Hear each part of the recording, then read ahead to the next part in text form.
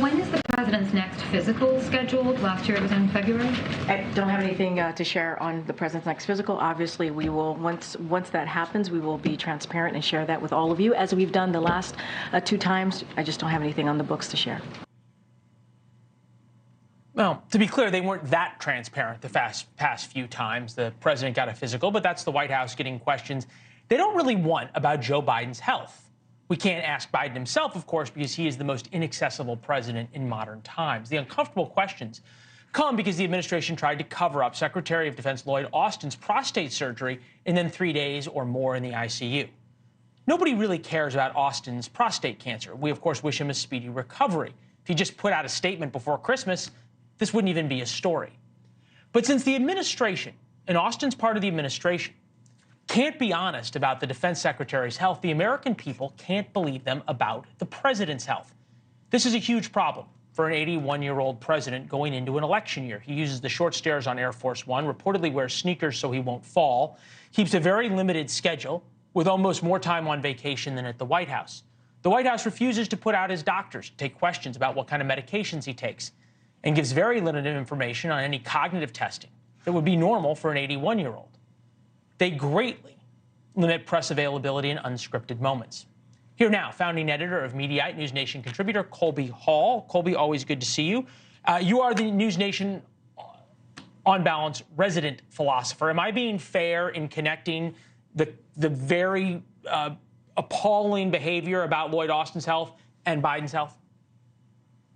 I think it's a salient point. I think it's entirely fair. I think, the greater context is there's always been healthy tension between the press corps and the White House regarding private information regarding the president's health or medical records. There's there should be some level of privacy, but of course he's the commander in chief and we have the right to know, how healthy he is. That relationship became toxic in the mishandling of Lloyd Austin's prostate cancer surgery and the ill effects that followed. I don't think that it was corruption. I don't think it was conspiracy. I think it was incompetence that even Democrats called out. But yeah, I think the net result of that is that the media really have a more distrust now of this administration. And that will probably serve us better because they'll ask tougher questions. They won't take the answers that they typically get. And I think that will be better for us all. Yeah, we can only hope, right? And look, the point is taken that at some point you say it's not a conspiracy, it's incompetence. At the same time, though, if the White House was really upset about this, people take responsibility. Lloyd Austin said, well, I take responsibility. Okay, do you resign? Do you fire the people who were responsible? Right. Yeah, in order to take responsibility and change things, you have to show that this kind of behavior is not acceptable. Joe Biden is the president. He's the commander in chief, and he hasn't demanded any accountability. So what does that say about their commitment to, Karine Jean-Pierre? We promise transparency, but you don't punish non-transparency. It's a fair question. And I will say that there's some nuance to this. I mean, I think he thought it was going to be elective surgery, that he'd be in and out, and then there was problems. I don't think that we were ever in any sort of threat because he was sort of out of the chain of command. Again, I do think that it erodes the level of trust that we as the public and the media has. And I think, do as I say, not as I do.